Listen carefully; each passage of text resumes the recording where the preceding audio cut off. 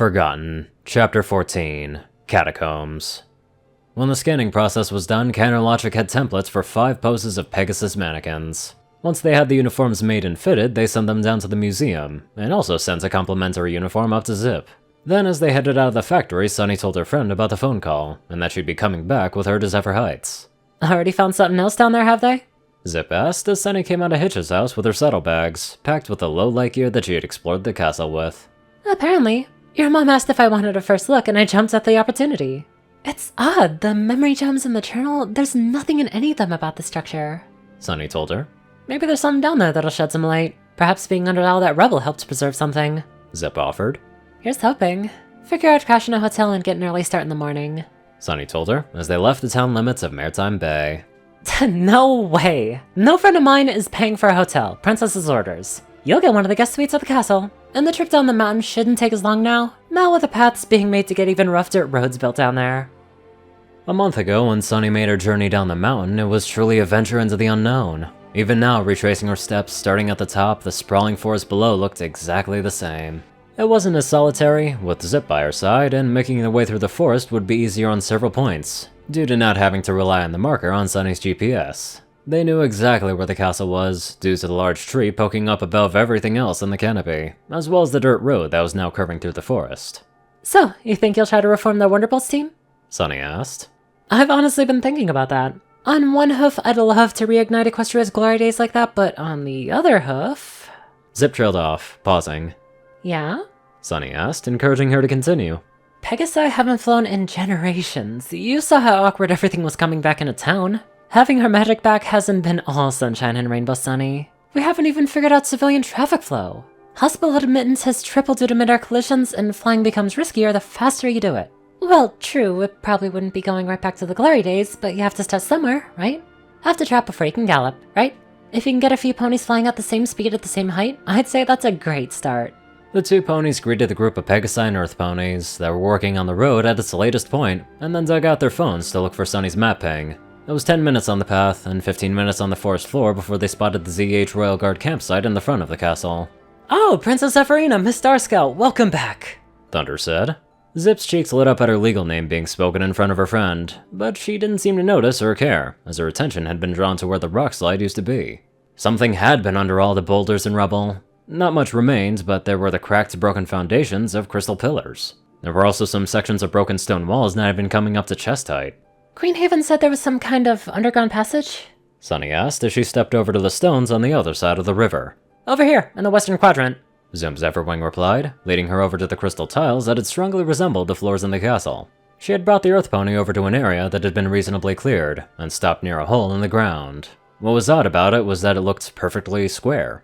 That doesn't look natural, Sunny said, digging into her saddlebags and putting on her LED headband, switching it on and shining it down into the passage. That was our thought. We know you and your friends explored the castle thoroughly, so if that passage didn't connect with anything in the castle, then you should have the first look, Miss Starscout. Zim told her.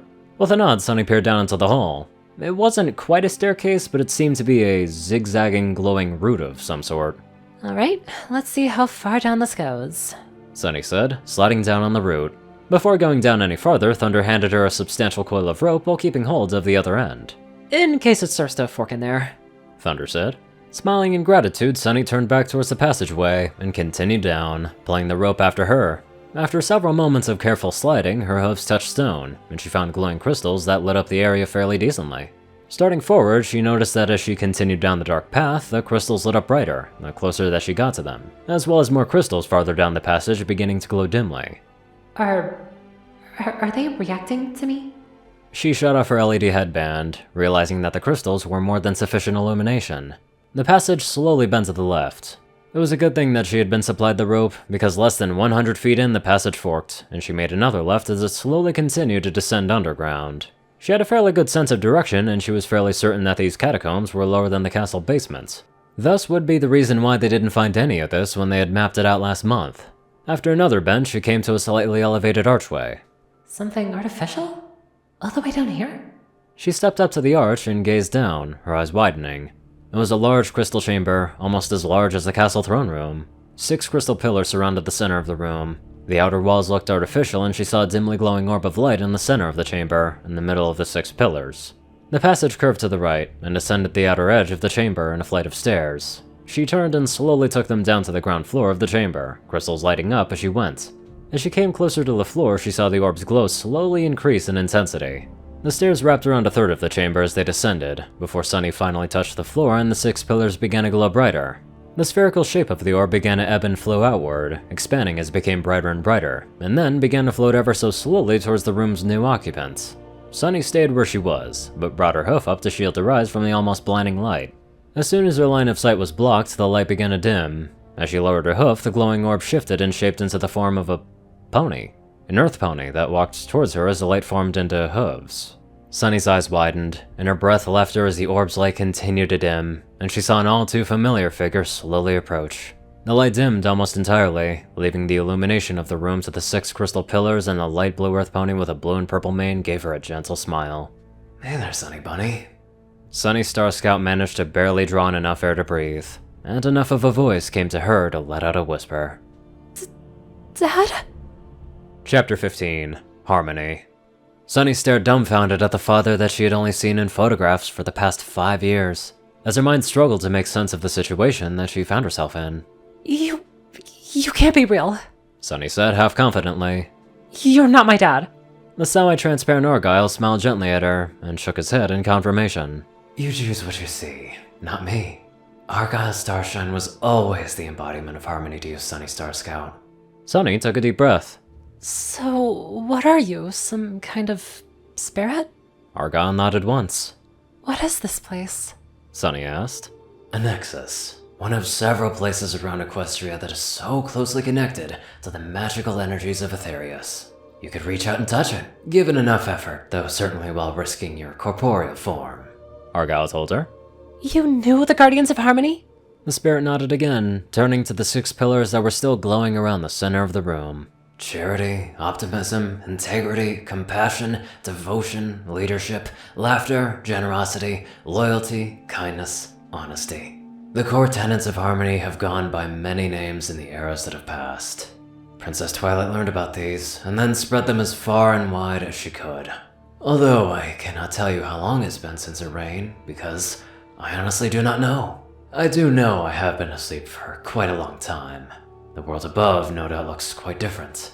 The castle above is the only structure left standing. The town, Ponyville, it's long gone.